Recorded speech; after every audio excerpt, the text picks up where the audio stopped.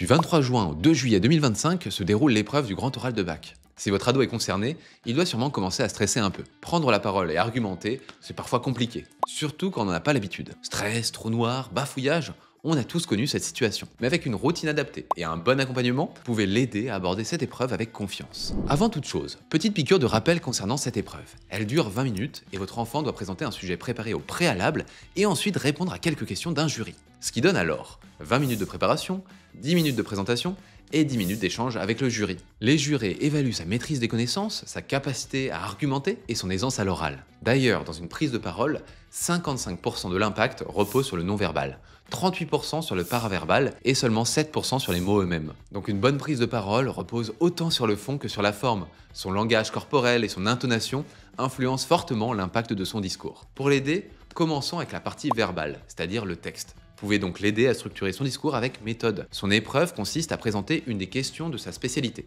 qu'il aura préparée en amont évidemment. Donc normalement, pas de mauvaise surprise ici. Après bon, on sait qu'à un oral, on peut se sentir démuni. Vous pouvez donc l'aider à organiser ses idées pour que son propos soit plus fluide. Pour ça, assurez-vous qu'il introduise bien son sujet, qu'il le développe de manière structurée et qu'il conclue correctement avec une petite synthèse. D'ailleurs, si jamais vous sentez qu'il a besoin d'un coup de pouce supplémentaire, n'hésitez pas à faire appel à l'un de nos professeurs particuliers sur sherpa.com. En deux, vous avez le non-verbal, qui est la partie la plus importante. Vous pouvez l'entraîner en faisant un jeu de rôle où vous êtes l'examinateur. Faites-lui passer l'épreuve dans les conditions du réel, avec une préparation et un chronomètre pour respecter toutes les phases. Posez-lui des questions et n'hésitez pas à en poser des difficiles pour le préparer à toutes les éventualités. Une fois cet exercice terminé, faites un petit compte-rendu entre vous avec bienveillance. Le but ici, c'est vraiment de lui fournir des critiques constructives pour qu'il progresse, sans pour autant le frustrer et le faire encore plus stresser. Mon conseil, filmez sa prestation pour qu'il puisse observer par lui-même sa communication non verbale et ainsi mieux comprendre vos retours. En 3, il y a le paraverbal, qui est tout aussi important que le non-verbal. Et oui, une voix trop forte peut indiquer de la confiance ou de la colère, alors qu'une voix faible peut montrer de la timidité ou de la peur. C'est tout ce qui concerne le ton,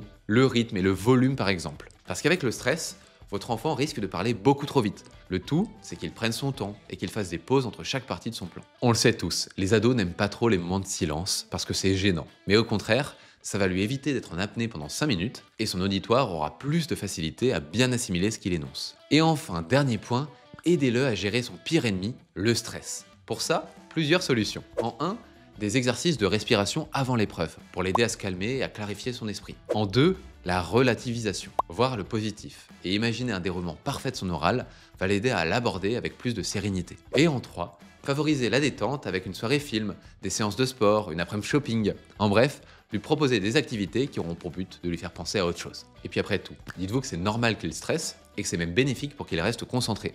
Donc oui, le grand oral, c'est une étape importante dans le parcours scolaire de votre enfant, mais avec votre soutien et une préparation méthodique, il peut la réussir haut la main. On n'a plus qu'à vous souhaiter bon courage à vous et à votre ado.